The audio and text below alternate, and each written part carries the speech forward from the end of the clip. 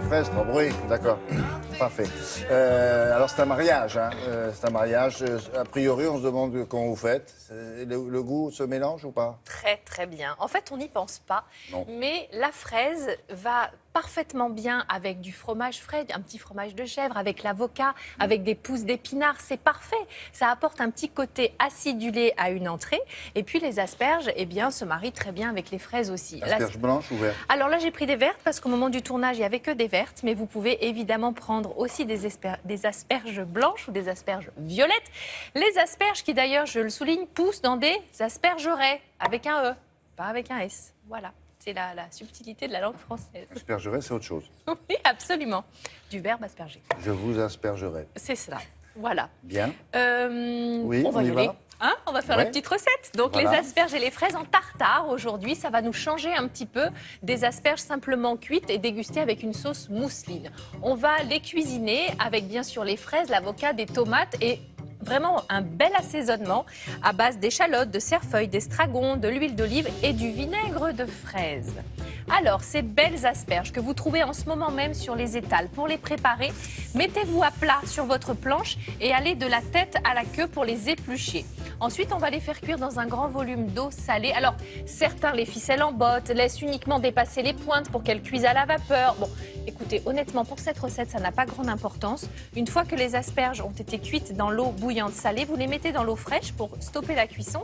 Et ensuite, on les coupe en petits morceaux. Et là, c'est tout un travail de découpe pour cette entrée. C'était la seule et unique cuisson. Il faut maintenant couper les fraises en petits morceaux, faire la même chose avec les tomates en ayant pris soin d'enlever la peau.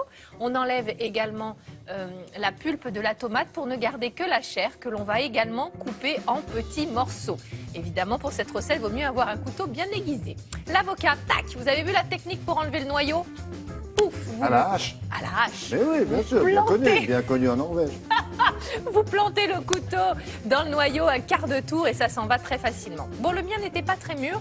Vous le coupez en petits dés et puis vous mettez un petit peu de jus de citron pour pas que ça s'oxyde. Alors là, on va passer à l'assaisonnement. Donc j'ai choisi des herbes, c'est le printemps, profitons-en. Un petit peu d'estragon, un peu de cerfeuil, de la ciboulette si vous le souhaitez, peu importe. Donc ensuite, Il faut aimer savoir faire de la dentelle, hein. il faut aimer découper. Ah oui. Ah oui, vous n'aimez pas Vous ça? coupez tout, là. Je coupe tout. Méfiez-vous. Ensuite, on va faire une petite sauce avec un peu d'huile d'olive, du vinaigre de fraise, du sel, du poivre, nos fines herbes, l'échalote.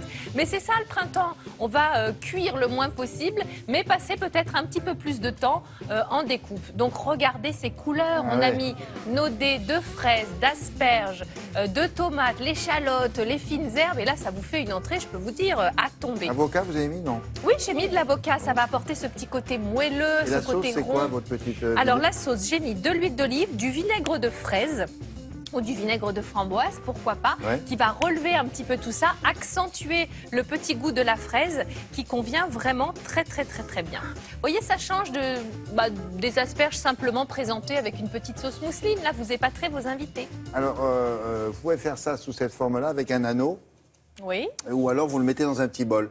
Oui, pourquoi pas. C'est mieux de le manger J'avais avec oublié les que vous bols. étiez un adepte du petit bol. Le petit bol. Parce que sinon, on en met partout. Bah oui, ça c'est s'éteint. Tandis que dans embêtant. le bol, il reste avec Oui. la... Le mois prochain, rien que pour vous, William, je vous fais des power balls. Vous savez, ce sont ces bols où il y a le repas complet à l'intérieur. Et avec ça, vous allez tenir toute la journée. Très bien. Merci beaucoup. Je vous en mesdames. prie. Au revoir.